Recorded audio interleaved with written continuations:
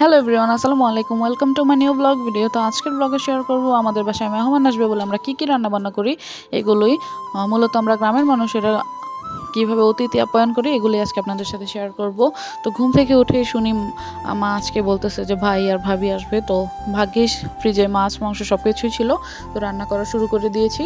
আয়োজনটা ছিল দুপুরের। তো দুপুরের আয়োজনে প্রথমে নিয়ে নিয়েছিলাম গরুর মাংস। এখানে আমি আপুকে একটু সাহায্য করছিলাম, আজকে গরুর মাংসটা হাতে মেখে বসাবে। তো এখানে গরুর মাংসের জন্য হলুদ, মরিচ, গরম মশলা, তেল, লবণ যাবতীয় যা যা লাগে সব কিছু দিয়ে হাতে ভালোভাবে গরুর মাংসটাকে মেখে নিয়েছে। সাথে আমি একটু সাহায্য করতেছিলাম, যদিও আমি সব রান্নাবান্না পারি না, আজকে আপুকে আমি সাহায্য করব। তো এখানে ও সব কিছু করে নিচ্ছে। গরুর মাংসটাকে ভালোভাবে মেখে এখন প্রেশার কুকারে দিয়ে দিবে। আজকে আসলে 2 চুলাতে রান্না করতে হবে, যেহেতু অনেকগুলো আইটেম। আসলে আমাদের মাটির চুলা নেই, তাই আমরা কারেন্টের চুলা আর গ্যাসের চুলাতেই রান্নাবান্না করবো সব কিছু। তো এখানে আপু অল্প পরিমাণে পানি দিয়ে গরুর মাংসটা প্রেশার কুকারে দিয়ে দিবে। প্রেশার কুকারে গরুর মাংস রান্না করতে বেশি সময় লাগে না। তো এখানে গরুর মাংসটাকে বসিয়ে দিয়ে এখানে ডাল বসিয়ে দেওয়া হয়েছিল, ডালটা অলমোস্ট হয়ে যাচ্ছে। তারপর এখানে আমি নিয়ে নিয়েছিলাম কোয়েল পাখি মাংস। কোয়েল পাখির মাংস আমার ভাই খেতে অনেক বেশি পছন্দ করে। তো এই যে কোয়েল পাখি পরিষ্কার করে নিয়েছি।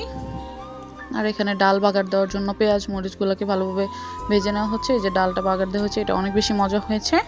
তো আজকে আমি আপুর সাথে অনেক সবগুলোই রান্নায় সাহায্য করেছি এবং অনেক সাহায্য করেছি এবং ভিডিও ক্লিপ নিয়েছি শুধুমাত্র তোমাদের সাথে শেয়ার করার জন্য।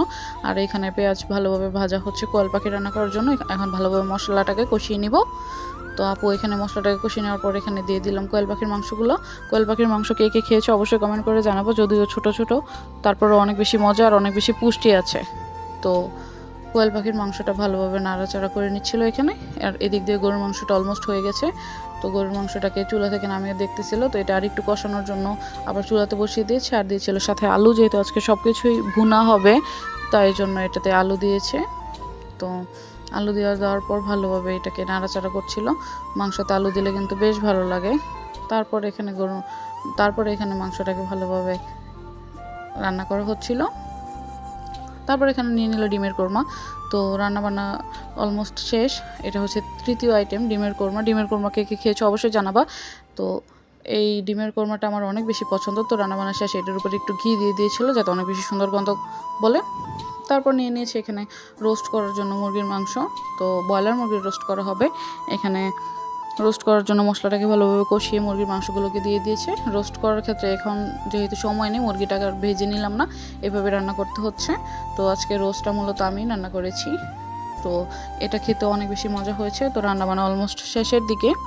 তো এখন ইলিশ মাছ ভাজা করে নিচ্ছি সব শেষে। আর এখানে ছিল প্লেন পোলাও, যেটা খেতে অনেক বেশি মজা হয়েছিল। আমাদের ঘরে একদম এইভাবেই ঝরঝরে করে পোলাও রান্না করা হয়। আর দেখো টেবিলটা খুব সুন্দর করে সাজানো হয়েছে।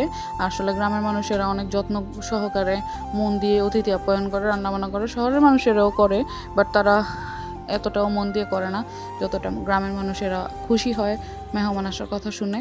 তো দুপুরের আয়োজনে এতগুলো খাবার নিয়ে সবাই একসাথে টেবিলে বসে গিয়েছিলাম। আর আমি এখানে প্রথমে নিয়েছিলাম প্লেন পোলাও, সাথে নিয়েছিলাম ইলিশ মাছ ভাজা। ইদানিং ইলিশ মাছটা আমার অনেক বেশি ভালো লাগে খেতে। তো ইলিশ মাছ দিয়ে আমি প্রথমে পোলাওটা খাচ্ছিলাম। আর ইলিশ মাছ দিয়ে পোলাও খেতে তো অনেক বেশি ভালো লাগে।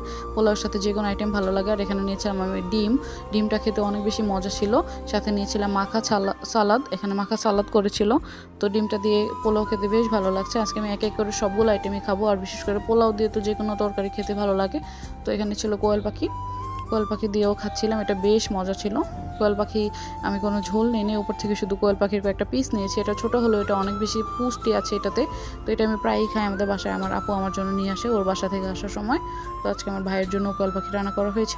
তো কোয়েল পাখি দিয়ে খাওয়া শেষ করে নিয়ে নিয়েছিলাম গরুর মাংস। গরুর মাংসটা অনেক বেশি মজা ছিল, চর্বিযুক্ত ছিল এবং হাড়ও ছিল গরুর মাংসটাতে। এটাতে বেশিরভাগ সিনার হাড্ডি ছিল, যেটা খেতে অনেক বেশি মজা ছিল। চর্বিটা আমার ছিঁড়তে একটু কষ্ট হচ্ছিল, তারপরে এটা ছিঁড়ে ফেলেছি এবং এটা লেবু দিয়ে যখন খেলাম অনেক বেশি ভালো লাগছিল। তো কে কে আমার মতো এরকম পোলাও দিয়ে গরুর মাংস পছন্দ করে অবশ্যই কমেন্ট করে জানাবা। বাট আমি এখানে আলু নেই। পোলাও খাওয়া শেষ করে পোলাও খেলাম, গরুর মাংস নিয়েছি। আর ডাল নিব না তা কখনো হয়? ভালো মন্দ খাওয়ার ফিনিশিং আমি সবসময় ডাল দিয়েই দিই। তোমার ব্লগটা কেমন লাগলো অবশ্যই জানাবা, আর চ্যানেলটা সাবস্ক্রাইব করে দিবা। আল্লাহ হাফেজ।